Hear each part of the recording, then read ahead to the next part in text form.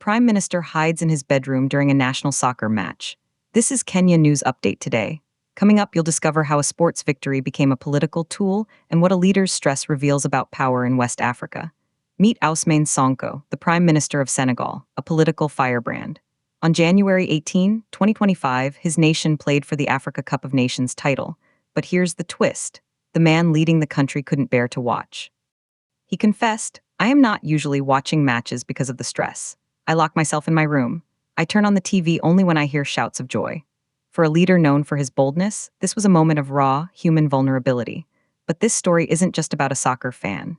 It's about how a trophy presentation became a symbolic political stage. The official presentation of the CAN trophy this Friday at the administrative building was far from a simple ceremony. Prime Minister Sonko framed this continental victory as a national turning point. He called for it to be a starting point towards prosperity, peace, understanding, and the economic progress of the country. In a context marked by high social and political expectations, he transformed a sports win into a lever for collective hope.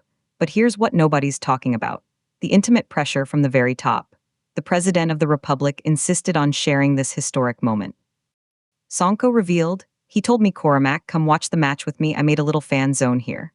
Initially reluctant, the Prime Minister finally accepted at halftime, carried by the hope of a favorable outcome. And then something shocking happened. The hope was confirmed, Senegal won, and the Prime Minister's composure shattered. "At the end, you saw my jumps, and I did not want to reveal them to the general public," he admitted, fully embracing the emotion of an entire celebrating people. This is a story of contrast: the solemn statesman versus the stressed superfan, the political podium versus the private panic room.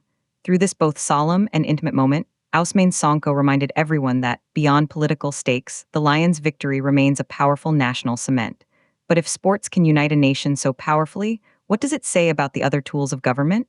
Some say this is masterful political storytelling. Others say it's a distraction from deeper issues. The tension is real. A leader uses a soccer win to preach national unity while confessing he was too nervous to watch the game. So what's the real play here? Genuine national healing or calculated political theater? The Prime Minister has shown his cards. He feels the pressure just like any citizen. But here's the part that will blow your mind. This entire narrative was built during a trophy presentation, not a policy speech, not an economic forum, a sports ceremony. That's the power of symbolism in modern politics. A gold cup isn't just a trophy. It's a microphone, it's a platform, it's a story waiting to be told.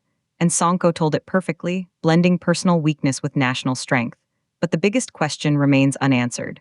Can the fleeting euphoria of a soccer championship truly be a starting point for lasting prosperity and peace? The Prime Minister says yes, the nation hopes so. But the real test begins when the celebrations end and the daily struggles return. Do you think major sports victories can genuinely unite a country and drive progress, or are they just temporary distractions from deeper problems? Drop your take in the comments. Subscribe to Kenya News Update today for more breaking news on the intersection of politics, culture, and power across Africa.